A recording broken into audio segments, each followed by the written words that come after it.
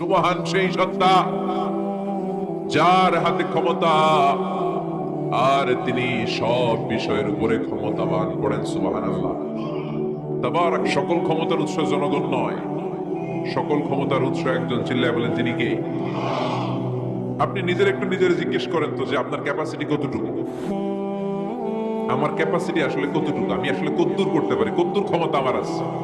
একটু জিজ্ঞেস করে দেখ। ডায়রিয়া যাদের হয় 5 বার 7 বার 10 বার যদি টয়লেটে যাওয়া লাগে, ওর চেহারার দিকে আর তাকানো যায়? নিজেকে দিয়ে ভাবেন, যেদিন আপনার পেট মোচড় দিয়ে ডায়রিয়া হয়েছে, 7 বার 8 বার ইমোটিল ট্যাবলেট খাওয়ার পরে, স্যালাইন খাওয়ার পরে ভালো হচ্ছে না, 10 বার 12 বার যেতে যেতে চেহারাটা সাদা হয়ে যাচ্ছে, গায়ে কোনো শক্তি নাই, এরপরে 3-4 জন কাঁধে করে টয়লেটে ঢুকায়, আছে না নাই?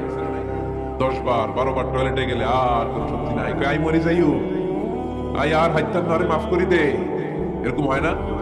তখন ভয় লাগে, মনে হয় যে আমি আসলে মরে যাবো, সবার কাছে বিদায় নাই, আমারে মাফ করে দাও, আমি হয়তো বাঁচবো না। কত লিমিটেড পাওয়ার আমাদের, কত দুর্বল। 5 বার টয়লেটে গেলে চেহারার দিকে তাকানো যায় না। ওদেরকে আমি দুর্বল করে বানিয়েছি। শুধু আমরাই দুর্বল না, আমি দুর্বল, আমার বাপ দুর্বল, আমার দাদা দুর্বল, আমার 14 গোষ্ঠী দুর্বল। আমরা দুর্বলের ঘরের দুর্বল। সবল হচ্ছে একজন, তিনি কে? এজন্য সকল ক্ষমতার উৎস কোন দৃষ্টিতে, কোন যুক্তিতেই টিকে না যে সকল ক্ষমতার উৎস নাকি মানুষ। এই কথাটা যুক্তির আলোকে টিকে? সকল ক্ষমতার উৎস কে? কি ক্ষমতা আছে আমাদের? কোনো ক্ষমতাই নাই। আজকে কেউ যদি পেছন থেকে চিৎকার দিয়ে বলে, হুজুর প্যান্ডেলে সাপ, মজা করে বলছি, এতে অনেকে খুঁজতেছে কই সাপ, কই সাপ। দেখছেন ক্ষমতার মালিক নাকি আমরা? আর আসলে যদি 3-4টা সাপ ফস করে এদিক দিয়ে ফানা তুলতো, black mamba, king cobra, python, হ্যাঁ, এই সাপগুলো যদি ফস করে এখানে ঢুকতো, আপনাদেরকে খুঁজে পাওয়া যেত? এতক্ষণ স্লোগান ছিল, এখন তো আছে না নাই? সাপ বাদ দেন, ভাউয়া ব্যাংক চিনেন? অথবা কোলা ব্যাংক?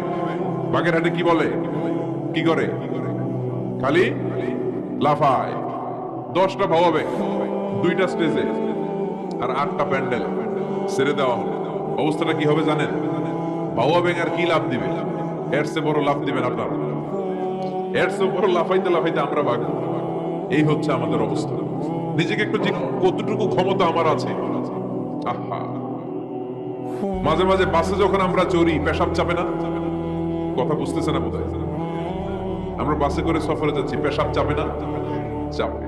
ড্রাইভাররে অনুরোধ করার পরে ড্রাইভার বলে, এই বাসের নিয়ম হচ্ছে ঢাকা টু কক্সবাজারে থামবে একবার, কয়বার? আরো 20 কিলোমিটার পরে ওইখানে থামানো হবে। ওই বেটার যান যায় পেশাবের চাপে।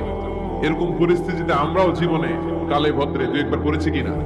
ওই সময়ের কথাটা একটু খেয়াল করেন যে আপনার কি অবস্থা হয়েছিল তখন। সে নাকি ক্ষমতার মালিক, সে নাকি সকল ক্ষমতার উৎস, যার 10 মিনিটের পেশাব আটকে রাখার ক্ষমতা তার থাকে না। এজন্য মানুষ কখনো ক্ষমতার উৎস হতে পারে না। চিৎকার করে বলতে হবে, সকল ক্ষমতার উৎস কে? কি দুর্বল! মশা কামড়াইলে মশারে ধরতে পারি না, মারতে পারি না, তো মশা ওইরা কই ছিল যায় খুঁজেও পাই না। কুত্তা এম করে কামড়াইলে আমরা কুত্তারে কামড়াইতেও পারি না। কথা বলে, অসহায় হয়ে তাকিয়ে থাকি। কি দুর্বল আমরা, কি দুর্বল! কোনো ক্ষমতা নাই। তুফান, ঝড়, জলোচ্ছ্বাস, ভূমিকম্প হলে টের পাওয়া যায় আমরা কত দুর্বল। যে মাঝে মাঝরাতে 3টায় 4টায় ভূমিকম্প হয় না? লোকজন দৌড়, কেউ লুঙ্গি সহ দৌড়, কেউ লুঙ্গি থুইয়া দৌড়, কারণ আগে যান বাঁচাতে হবে, এটা ফরজ। কি বিপদে আমরা পড়ে যাই, দৌড়। দুধের বাচ্চাটা পড়ে থাকে, ওরে কোলে নিয়ে দৌড় দিব, নাকি স্ত্রীকে ডাকবো, নাকি ভাড়াটিয়াদেরকে উঠাবো, নাকি ছাদ থেকে নিজেই লাফ দেবো? ভূমিকম্প যখন শুরু হয়, আমেরিকা যখন ভূমিকম্প শুরু হয়, ডোনাল্ড ট্রাম্প যে বিল্ডিং এ থাকে, ডোনাল্ড ট্রাম্প মনে হয় দৌড় দেয়।